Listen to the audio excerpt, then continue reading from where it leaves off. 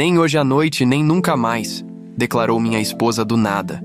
E foi aí que, em silêncio, comecei a redirecionar meu tempo, atenção e energia. Até o dia em que ela finalmente percebeu o homem em que eu tinha me transformado. Eu ainda lembro exatamente do momento em que aquelas palavras saíram da boca dela. Nem hoje à noite, nem nunca mais. O tom definitivo na voz dela fez meu corpo gelar.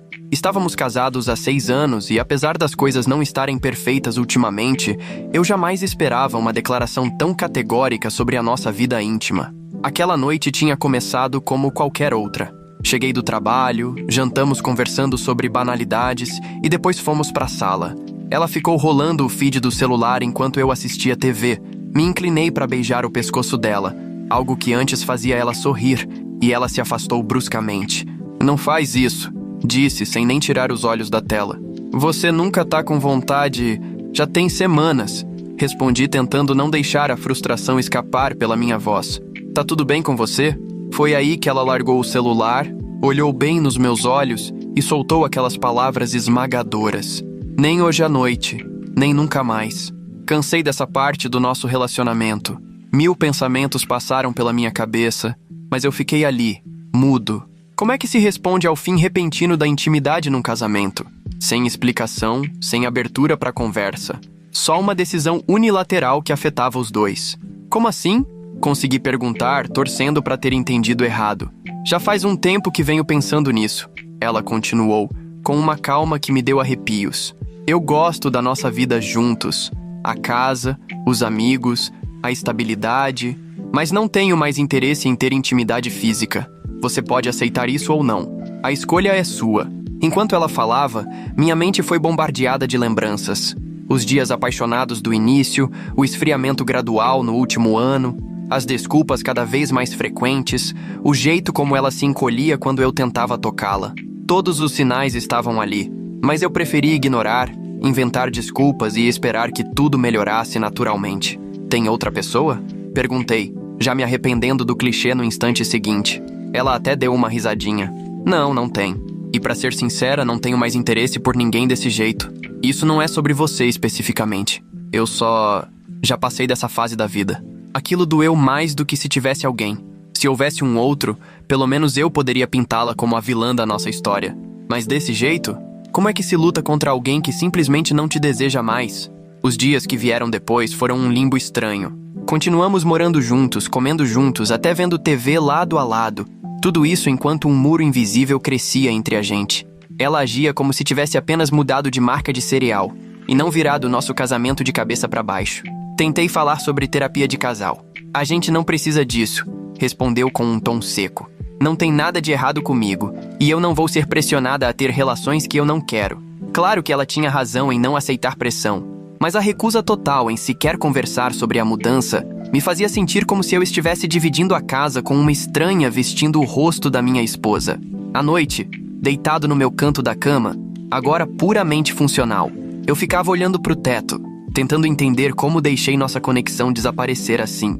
Será que eu tinha me afundado tanto no trabalho que não percebi ela se afastando? Ou será que ela escondeu tudo até explodir de vez? O que ficou cada vez mais claro era que eu estava num casamento onde não era desejado, nem necessário, de forma alguma. Eu era apenas conveniente, um pagador de boletos, um acompanhante para eventos de casal, um colega de quarto que ajudava a manter as aparências de um relacionamento feliz. 2 semanas depois daquela declaração, me vi sentado dentro do carro, parado em frente à nossa casa, sem conseguir reunir energia para entrar.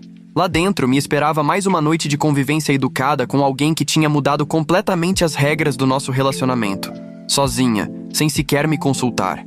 Foi ali que caiu a ficha. Eu tinha uma escolha. Podia continuar vivendo nesse deserto emocional, torcendo por uma chuva que nunca viria. Ou podia redirecionar meu tempo, minha atenção e minha energia para algo, ou alguém, que ainda tivesse chance de florescer. Quando finalmente entrei pela porta da frente, um plano já começava a se formar na minha cabeça. Não um plano de vingança ou um confronto dramático, algo mais poderoso, um redirecionamento completo da minha energia vital. Se ela tinha seguido em frente sem sair de casa, talvez eu pudesse fazer o mesmo. Na manhã seguinte, acordei com uma vontade nova de entender o que tinha acontecido com a gente.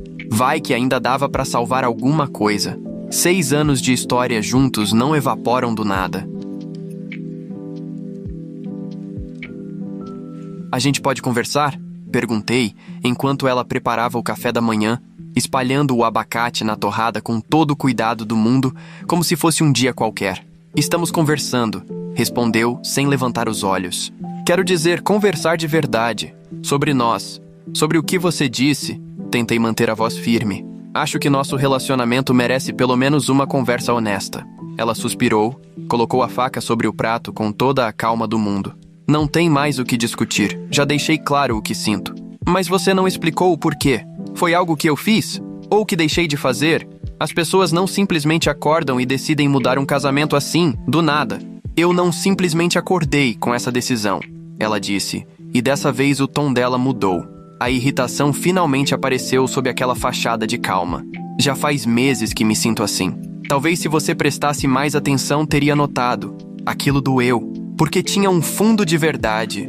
Eu tinha mesmo trabalhado mais, me matado em projetos extras para conseguir uma promoção, mas achava que estava fazendo aquilo por nós, pelo nosso futuro. Pelo menos era o que eu dizia para mim mesmo. Então vamos consertar isso juntos, sugeri. Terapia de casal, noites de encontro, o que for preciso. Me fala o que você precisa. Ela me olhou com algo que parecia pena. O que eu preciso é que você aceite minha decisão. Eu não quero consertar nada porque para mim não tem nada quebrado. É simplesmente o que eu quero agora. E o que eu quero? As palavras saíram mais duras do que eu planejava. Você é livre para querer o que quiser, respondeu gelada. Mas eu não vou fingir, nem me forçar a continuar algo que não desejo mais. A conversa morreu ali. Foi como bater de frente com uma parede. Na semana seguinte, marquei uma sessão com uma terapeuta de casais mesmo assim. Vai que ela mudava de ideia. Se ouvisse de um profissional. Eu não vou, disse ela sem rodeios quando contei. Se você precisa de terapia para lidar com isso, vá sozinho. Então eu fui. A terapeuta, uma senhora de uns 50 e poucos anos, com olhos bondosos, me ouviu contar tudo. Sua esposa passou por algum trauma ou mudança significativa ultimamente? Perguntou. Nada aparente, respondi. O trabalho dela é estável. Ninguém morreu na família, nenhum problema de saúde que eu saiba. Às vezes, essas decisões vêm de experiências mal resolvidas ou mudanças psicológicas mais profundas. Sem ela aqui, o que posso fazer é te ajudar a lidar com a forma como você está reagindo a tudo isso. Foi aí que a ficha realmente caiu. Eu estava sozinho tentando consertar os cacos do nosso casamento. Minha esposa já tinha seguido em frente emocionalmente. Permaneci ali apenas pelo conforto e pela praticidade da vida que construímos juntos. Em casa, tudo foi ficando cada vez mais surreal. A gente ainda jantava junto, às vezes saía com amigos, que nem sonhavam do que estava acontecendo, e continuava mantendo todas as aparências de um casal normal. Mas não havia toque, não havia afeto, nem aquele tipo de intimidade casual que os casais de longa data compartilham, tipo um esbarrão no corredor ou um carinho distraído. Comecei a notar outras coisas também. Ela nunca mais puxava assunto. Quando perguntava sobre o meu dia, era só por obrigação. E quando eu falava, ela respondia com o mínimo possível. Era como se ela tivesse criado uma vida paralela à minha, morando na mesma casa, mas onde eu era só um barulho de fundo, quase como um funcionário doméstico em vez de marido. Uma noite, quando um amigo comentou como a gente parecia um casal perfeito, tive que me segurar para não rir da ironia. Perfeitos? A gente era dois fantasmas vagando um pela vida do outro, mantendo uma ilusão cuidadosamente ensaiada. Naquela madrugada, acordado às 2 da manhã, encarei umas verdades duras. Eu estava me agarrando a algo que já não existia mais.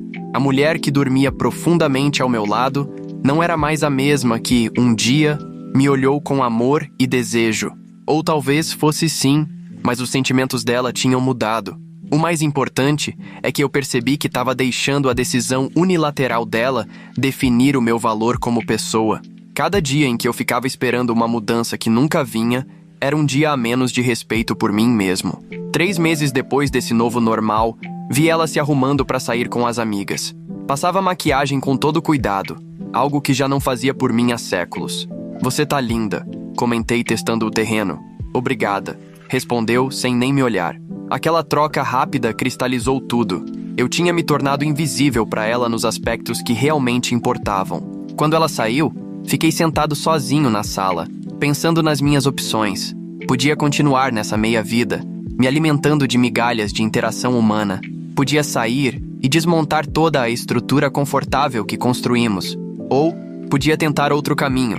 A ideia veio aos poucos, mais como um instinto de sobrevivência do que um plano. Se ela conseguiu redirecionar a energia emocional dela para longe de mim, mantendo a fachada da nossa vida em comum, talvez eu pudesse fazer o mesmo. Não por vingança, nem por despeito, mas por necessidade. Na manhã seguinte, acordei antes dela, e pela primeira vez em meses, senti algo parecido com esperança. Eu ia redirecionar meu tempo, minha atenção e meus recursos. Não para reconquistá-la, mas para me reconquistar. Comecei com pequenas mudanças. Programei o despertador para 5h30 da manhã, 1 hora antes dela acordar. Aqueles momentos de silêncio viraram sagrados para mim. Um pedaço do dia que era só meu. Comecei com 20 minutos de meditação. Sempre achei isso uma besteira impraticável no meu ritmo de vida. Mas, para minha surpresa, aquele tempo de quietude ajudava a limpar minha mente dos pensamentos obsessivos sobre o casamento fracassado. Depois, vinha o exercício físico. Nada mirabolante. Flexões, abdominais e uma corridinha pelo bairro. Quando ela saía do quarto, eu já tinha tomado banho, me vestido e começado meu dia com propósito. "Você tá acordando cedo ultimamente", comentou ela no terceiro dia, me vendo na mesa da cozinha com um café e um livro na mão. "Tô fazendo umas mudanças", respondi casualmente sem dar detalhes. Ela também não perguntou. Na segunda semana, me matriculei numa academia perto do trabalho. Em vez de correr para casa, aquele ambiente cada vez mais frio, eu ficava 1 hora malhando. Aquilo virou terapia. Cada repetição parecia expulsar um pedaço da mágoa e da autopiedade que eu carregava. Também voltei a falar com amigos antigos que eu tinha deixado de lado durante o casamento. Nada demais. Só uns almoços casuais, umas saídas depois do expediente. Não tocava no assunto do meu relacionamento. Esses encontros não eram para desabafar ou falar mal da minha esposa, eram para resgatar partes de mim que existiam antes de ser apenas marido. Em casa, mantive a civilidade, mas fui me desligando emocionalmente. Quando ela falava, eu ouvia com educação, mas sem me pendurar em cada palavra. Quando ela estava ocupada com as coisas dela, eu não ficava orbitando ao redor, esperando por atenção. Em vez disso, me afundei nos livros que sempre quis ler e comecei cursos online que vivia adiando. 1 mês depois desse redirecionamento, vi as primeiras mudanças no espelho. Os treinos diários estavam moldando meu corpo, minha postura melhorou, e aquela tensão constante nos ombros finalmente começou a aliviar. Mas a maior diferença estava nos olhos. Eles tinham um brilho novo, um foco, algo que não via desde o dia da declaração dela. Renovei meu guarda-roupa também. Nada exagerado, só roupas que caíam bem no corpo, combinavam com a nova fase e transmitiam confiança. Numa janta com amigos, usei uma camisa nova, e várias pessoas comentaram como eu estava diferente para melhor. Minha esposa também notou, embora não dissesse nada. Vi o jeito como ela me olhava, de canto, franzindo a testa, enquanto eu me arrumava para ir trabalhar. Como se tentasse entender aquele homem à sua frente, o mesmo que ela tinha deixado de enxergar. O redirecionamento chegou às finanças também. Sempre mantivemos contas separadas, além de uma conjunta para os gastos da casa.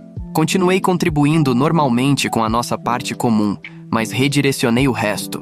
O dinheiro que eu estava juntando para comprar um relógio caro para ela no nosso próximo aniversário, usei numa oficina de fotografia, uma paixão antiga que eu tinha deixado de lado.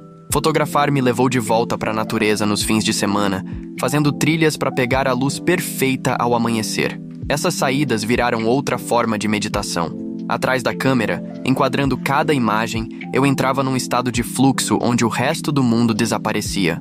Comecei a postar meu trabalho online. Aos poucos, fui atraindo um pequeno público, gente que curtia meu olhar para composição e paisagens. "Onde você tem ido tão cedo, aos sábados?" Ela perguntou semanas depois, notando minha rotina. "Tirar fotos", respondi. "Desde quando você gosta de fotografia?" "Sempre gostei. Só não tinha tempo para isso. Até agora." O olhar dela dizia que queria perguntar mais, mas não sabia como. Ou talvez não quisesse demonstrar interesse demais pela minha vida, depois de ter se afastado tanto dela. No trabalho, meu novo foco também deu resultado. Comecei a tocar projetos com clareza, energia e confiança, coisas que tinham sumido nos meses de desgaste emocional. Meu chefe percebeu. "Seja lá o que você tá fazendo, continua. Você tá voando ultimamente."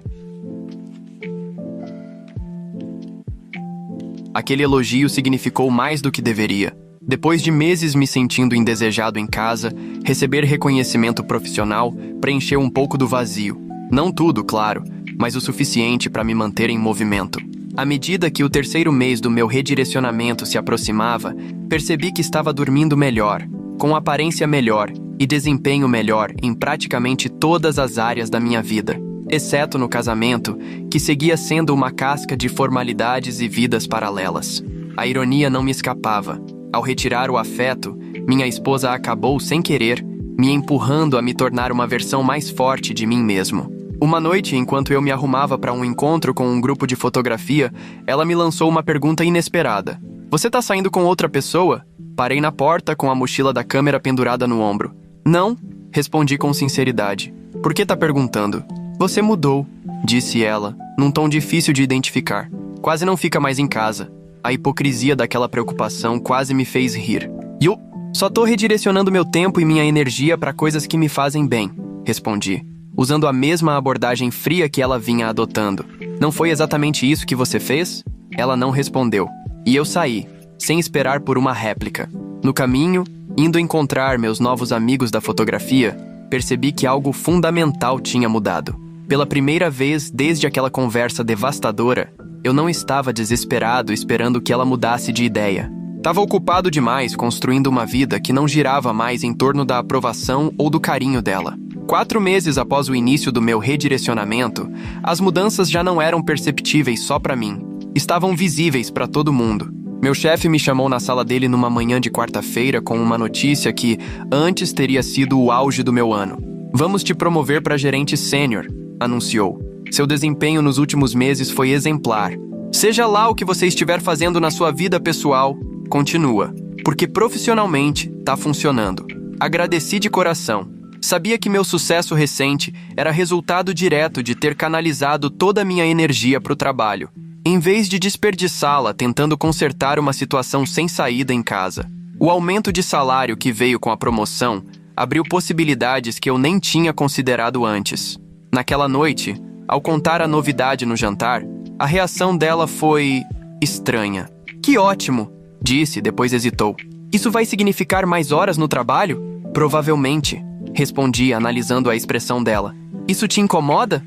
Ela empurrou a comida no prato. Claro que incomoda. A gente já quase não se vê. A ironia me deu vontade de rir de novo. Achei que isso não te incomodava, considerando o nosso acordo. Nosso acordo não quer dizer que eu quero morar com um completo estranho, rebateu ela. Coloquei o garfo na mesa com calma. Interessante, porque eu me sinto morando com uma estranha desde que você decidiu sozinha mudar as regras do nosso casamento. Agora que eu tô me adaptando, isso virou um problema? Ela não respondeu. Terminamos o jantar em silêncio. Mais tarde, transferi metade do bônus da promoção para nossa conta conjunta, para cobrir as despesas da casa. O resto investi num portfólio recomendado pelo meu novo consultor financeiro. Agora, meu dinheiro também trabalhava pelo meu futuro. Um futuro que eu começava cada vez mais a imaginar sem ela. Minha transformação física também seguia firme. Depois de um treino puxado na academia, o gerente veio falar comigo. Já pensou em competir? Dei risada achando que era brincadeira, mas ele estava falando sério. Vai ter uma competição de amadores em breve. Nada muito grande, mas tem cara treinando há menos tempo que você que já se inscreveu. Você tem disciplina e o físico para isso. 6 meses atrás, eu teria descartado a ideia na hora, mas naquele dia, me vi pedindo mais informações e acabei me inscrevendo. A competição me deu um novo propósito nos treinos, um objetivo concreto, além de simplesmente fugir do caos de casa. Meu parceiro de treino, um cara chamado Alex, divorciado e direto ao ponto, acabou virando uma espécie de confidente. Depois de algumas semanas malhando juntos, resolvi contar uma versão resumida da minha situação. Então ela simplesmente... Desistiu dessa parte do casamento? Ele perguntou, incrédulo. Basicamente sim. E você ainda tá lá por quê? Era uma pergunta justa, e que eu vinha evitando. Por inércia, talvez. E por esperança. Mas essa esperança tá sumindo rápido. Alex balançou a cabeça. Cara, a vida é curta demais. Eu e minha ex brigávamos feito cão e gato, mas pelo menos a gente se importava o suficiente pra brigar. Isso aí que você tá descrevendo nem parece um casamento. É tipo morar com um colega de quarto com um contrato assinado. A franqueza dele foi revigorante. A maioria das pessoas tenta empurrar frases prontas, tipo, Todo casal passa por fases difíceis, sem entender que o que eu estava vivendo não era uma fase, era outra coisa. Algo que já não podia ser chamado de casamento. Meu hobby da fotografia foi ganhando força. Um dono de galeria local viu meu trabalho online e me convidou para participar de uma exposição coletiva. Ver minhas fotos impressas e expostas profissionalmente foi surreal. Uma prova concreta de quanto tudo tinha mudado em poucos meses. Convidei alguns amigos para a noite de abertura. Não mencionei nada à minha esposa, de propósito. Então fiquei surpreso quando ela apareceu, meio deslocada no meio do pessoal artístico. "E são muito boas", disse ela parada diante de uma das minhas paisagens ao nascer do sol. "Eu não fazia ideia de que você era tão talentoso. Tem muita coisa sobre mim que você não conhece mais", respondi sem rancor. Ou talvez nunca tenha conhecido. Uma mulher da galeria se aproximou. "Seu marido tem um olhar excepcional", disse a minha esposa. "Já vendemos 3 fotos dele hoje." Os olhos dela se arregalaram um pouco. "Que ótimo", murmurou. Mas a expressão parecia mais confusa do que orgulhosa. Mais tarde, voltamos para casa em carros separados. Eu tinha ido direto do trabalho. No caminho, pensei na presença dela na galeria. Será que foi interesse genuíno pela minha nova paixão? Ou ela só ficou surpresa ao ver que eu construí uma vida que não girava mais em torno dela? Em casa, nossa convivência tinha se transformado em algo quase educadamente indiferente. Funcionávamos bem como colegas de casa. Dividíamos as tarefas, combinávamos horários, cuidávamos da casa. Mas a conexão emocional que faz um casamento existir, essa já não estava mais lá. E, para ser honesto, eu já não sentia tanta falta dela assim. Chegou o dia da competição. E, para minha surpresa, fiquei em 3º lugar na minha categoria. Ficar ali, naquele pódio com uma medalha no pescoço, foi estranhamente gratificante. Não por precisar de aprovação dos outros, mas porque marcava o quanto eu tinha avançado desde aquele dia em que fiquei mudo no sofá, sem chão. Algumas mulheres vieram falar comigo depois do evento, algumas claramente interessadas. Fui educado, mas mantive distância. Ainda não era hora de complicar minha vida com algo novo. Mesmo assim, a atenção delas me lembrou de algo que eu quase tinha esquecido. Eu ainda era desejável, digno de afeto, capaz de despertar interesse genuíno. Naquela noite, guardei minha medalha na gaveta. Minha esposa passou pelo quarto e parou na porta. "Parabéns", disse. "Vi as fotos que seu amigo postou." "Obrigado", respondi.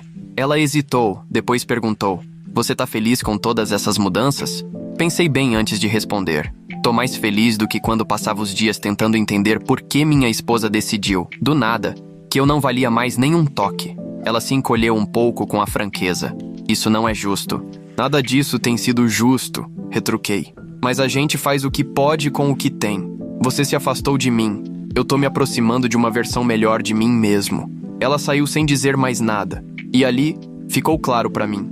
Estávamos nos aproximando de um ponto sem volta. Meu redirecionamento já não era só uma forma de sobrevivência. Era um novo caminho. Um que talvez, inevitavelmente, me levasse para longe dela de vez. O momento decisivo veio num retiro da empresa. 6 meses depois do início de tudo, meu time se reuniu num resort à beira de um lago, para um fim de semana de planejamento estratégico e integração. Depois de um dia produtivo de reuniões, nos reunimos ao redor de uma fogueira, tomando uns drinks e trocando histórias sob o céu estrelado. Minha colega Sara, que tinha entrado no marketing uns 3 meses antes, sentou-se ao meu lado. "Sabe, quando eu comecei na empresa, todo mundo dizia o quanto eu tinha sorte de trabalhar com você", disse Sara, com a voz baixa o suficiente para só eu ouvir. "Sério? Por quê?", perguntei, genuinamente curioso. "Diziam que você tinha transformado completamente o desempenho do departamento. Mas também comentavam o quanto você tinha mudado pessoalmente nos últimos meses." Ela hesitou por um instante. Depois completou. "Disseram que antes você era mais fechado, quase triste. Não combina em nada com a pessoa que eu conheci." Fiquei olhando para o fogo da fogueira, pensando em como responder. Digamos que eu passei por alguns desafios pessoais e decidi focar no que eu podia controlar, em vez de perder tempo com o que estava fora do meu alcance. Ela assentiu pensativa. "Bom, seja lá o que você fez, funcionou. Parece completamente à vontade agora." Conforme a conversa foi rolando, percebi que estava relaxando de um jeito que não acontecia havia muito tempo. Sara era inteligente, perspicaz, com um senso de humor afiado que me pegava desprevenido toda hora. Descobrimos gostos em comum: fotografia, trilhas, e ela se mostrou realmente impressionada quando mostrei algumas das minhas fotos no celular. "Você tem muito talento", disse ela, se inclinando para passar as fotos. Isso devia ser publicado. O calor do ombro dela encostando no meu me causou um choque inesperado, um lembrete nítido de quanto tempo fazia desde que eu sentia qualquer tipo de contato físico, mesmo que casual. Afastei-me discretamente, incomodado com a minha própria reação. Mais tarde, quando o grupo se dispersou para os chalés, Sarah caminhou ao meu lado no caminho de volta. "Alguns de nós estamos combinando uma trilha ao nascer do sol amanhã, antes das reuniões", comentou. "Você devia ir. Luz perfeita para aquelas paisagens que você adora fotografar." Concordei. E na manhã seguinte, lá estava eu, no topo de uma colina com Sarah e 2 colegas, enquanto o sol pintava o céu de laranja e rosa. Tirei dezenas de fotos, mas percebi que meu olhar se voltava com frequência para o perfil de Sarah, recortado contra aquele cenário deslumbrante. Quando voltei para casa no domingo à noite, minha esposa estava na cozinha preparando o jantar, algo que ela não fazia há meses. "Como foi o retiro?", perguntou com um tom de atenção que já não era comum. "Produtivo", respondi, largando minha mochila. "Fechamos o plano estratégico do próximo trimestre." Ela assentiu, depois disse: "Vi algumas fotos que você postou. Lugar lindo." "Foi mesmo", concordei, tentando entender aquele interesse repentino. "Aquela mulher das fotos, ela é da sua equipe?" A pergunta me pegou desprevenido. Eu nem tinha percebido que Sarah aparecia tanto nas fotos. "É a Sarah. Ela entrou pro marketing recentemente", respondi, tentando manter um tom neutro. "Ela é bem bonita", comentou minha esposa estudando meu rosto. "Nem tinha reparado." Menti, me sentindo esquisitamente na defensiva. "Sério?" A descrença dela era nítida. "Você postou umas 10 fotos com ela." Escolhi as palavras com cuidado. "Ela estava nas atividades em grupo. Acabou saindo nas fotos." "E por que você tá perguntando isso?" Ela se virou pro fogão. "Só curiosidade sobre seus colegas. Só isso." Mas o tom dela deixava claro que havia mais ali. Talvez ciúmes. Talvez preocupação. Sentimentos que não combinavam com alguém que tinha se distanciado emocionalmente de forma tão intencional. Nas semanas seguintes, algo começou a mudar em casa, de forma sutil. Minha esposa passou a fazer mais perguntas sobre meu dia. Voltou a preparar algumas refeições. Até sugeriu que assistíssemos a um filme juntos numa sexta-feira à noite. Aquela atenção teria me deixado eufórico meses antes. Agora, só me deixava confuso. Enquanto isso, no trabalho, minha parceria com Sarah ficou mais intensa. Lideramos uma grande campanha juntos. A criatividade dela casava perfeitamente com o meu lado estratégico, e o projeto rapidamente ganhou destaque com os clientes. A gente passava horas juntos, muitas vezes jantando no escritório, trocando histórias durante as pausas. Mantive meus limites com cuidado. Mas eu não podia negar o quanto gostava da companhia dela. A leveza das conversas, o interesse genuíno pelas minhas ideias, o simples prazer de ser visto e ouvido por alguém que me valorizava. Uma noite, já tarde, depois de todo mundo ter ido embora, Sarah me olhou fixamente. "Posso te perguntar uma coisa pessoal?" Assenti, apesar da pontada de apreensão. "Você é feliz? Tipo, na vida, fora do trabalho?" A franqueza da pergunta me pegou desprevenido. "É complicado", respondi com sinceridade. "Percebi que você nunca fala da sua vida em casa", ela continuou. "Fala das fotos, dos treinos, dos investimentos, mas nunca de relacionamentos." Hesitei. Depois resolvi contar uma meia-verdade. "Meu casamento tem sido difícil. A gente tá vivendo praticamente como colegas de quarto."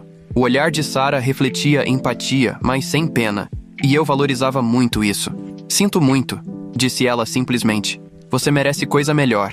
Aquelas 4 palavras me acertaram como um soco silencioso. "Você merece coisa melhor." Não foi um casamento é difícil. Nenhum "vocês já tentaram terapia?" Foi apenas uma constatação simples de que aquilo que eu descrevi não era digno de alguém que ela respeitava. No caminho de volta para casa, as palavras dela ecoavam na minha cabeça. Será que eu merecia coisa melhor? Eu tinha passado tanto tempo tentando entender o afastamento da minha esposa, depois me adaptando a ele, que nunca parei de fato para pensar se eu deveria aceitar aquilo como normal. Quando cheguei, minha esposa ainda estava acordada, coisa que não acontecia há muito tempo. "Você tem trabalhado até tarde", comentou enquanto eu deixava as chaves. "Grande campanha", respondi. "Tá indo muito bem." "Com a Sarah?", perguntou num tom cuidadosamente neutro. Olhei direto para ela. Sim, a Sarah é a líder criativa. Por que continua perguntando sobre ela? Minha esposa hesitou. E aí disse o que provavelmente estava guardando há semanas. Porque ela olha para você do jeito que eu costumava olhar. E você parece mais feliz nas fotos com ela do que tem parecido aqui dentro de casa há meses. A observação pairou entre nós. Não foi acusação, nem confissão. Foi algo mais sutil.